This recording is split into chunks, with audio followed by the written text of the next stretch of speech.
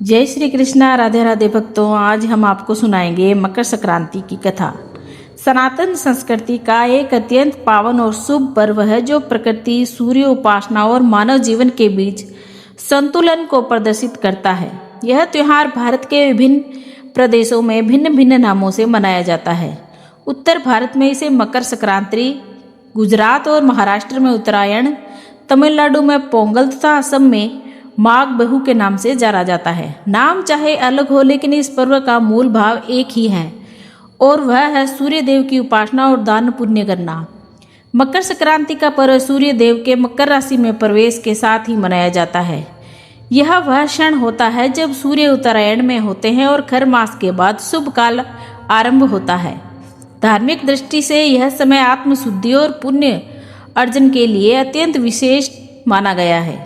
वर्ष 2026 में मकर संक्रांति का पर्व 14 जनवरी को मनाया जाएगा। इस दिन का पुण्य काल दोपहर 3:13 से आरंभ होगा। वही महापुण्य काल दोपहर 3:13 से शाम 4:58 तक रहेगा। शास्त्रों के अनुसार इस अवधि में किया गया दान, स्नान और पूजा कई गुना फल प्रदान करती है। माना जाता है कि इस शुभ काल में दान करने से अक्षय पुण्य की प्राप्ति होती है और साधन के जीवन में सुख समृद्धि का वास होता है। मकर संक्रांति का धार्मिक महत्व अत्यंत गहन है। यह पर्व उत्तरायण की शुरुआत का प्रतीक है, जब सूर्य देव दक्षिणायन से उत्तरायण की ओर अग्रसर होते हैं। उत्तरायण को आध्यात्मिक उन्नति का काल माना गया है। इस समय किए गए जप, तप, दान और पूजा का फल शीघ्र प्राप्त होता है।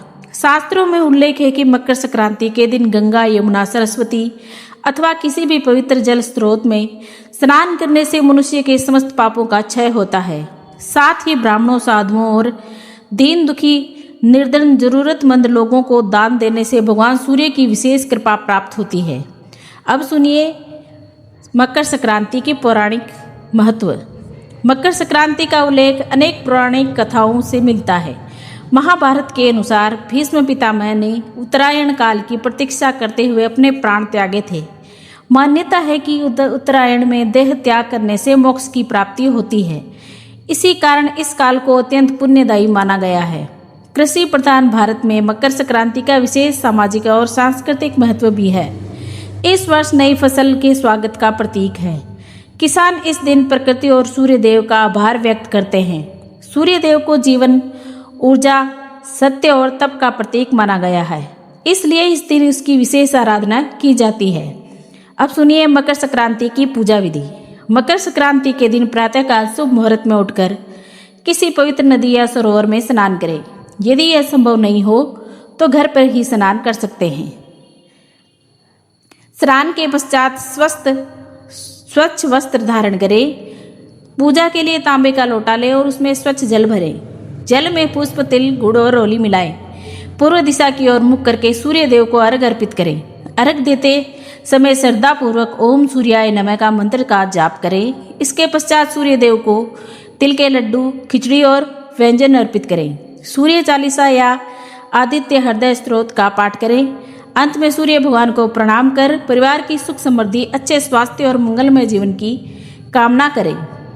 मकर संक्रांति का पर्व दान पुण्य के बिना अधूरा माना जाता है। शास्त्रों में कहा गया है कि इस दिन किया गया दान अक्षय फल प्रदान करता है, जिसका पुण्य कभी समाप्त नहीं होता। इस दिन दीन दुखी, असहाय व जरूरतमंदों की सेवा करने से भगवान सूर्य अत्यंत प्रसन्न होते हैं। अन्न और भोजन का दान। इस दिन अन्न दान का विशेष महत्व है। खिचड़ी का दान करना अत्यंत शुभ माना जाता है। इसके साथ ही तिल और गुड़ का दान करने से धन, यश और मान सम्मान में वृद्धि होती है। इस दिन किसी भूखे व्यक्ति को भोजन कराना माँ अन्नपूर्णा की कृपा प्राप्त करने का उत्तम माध्यम माना गया है। वस्त्र दान। मकर संक्रांति के अवसर पर वस्त्र दान का भी विशेष महत्व है। गरीबों, वृद्धों और जरूरतमंदों को नए वस्त्र, सर्दी में कंबल या स्वेटर का दान करना पुण्यकारी माना जाता है। ऐसा करने से जीवन की बाधाएं दूर होती है और सुख शांति का मार्ग प्रशस्त होता है। मकर संक्रांति 2026 में कब मनाई जाएगी? साल 2026 में मकर संक्रांति 14 जनवरी को मनाई जाती है। इस अवसर पर स्नान कहाँ करना चाहिए? इस अवसर में पवित्र नदी या सरोवर में स्नान करना चाहिए। किन चीज़ों का दान करना चाहिए? इस दिन अन्न और वस्त्र का दान करना चाहिए। मकर संक्रांति पर किसका आशीर्वाद प्राप्त होता है? मकर संक्रांति पर सूर्य देव का आशीर्वाद प्राप्त होता है। बोलिए सूर्य भगवान की जय।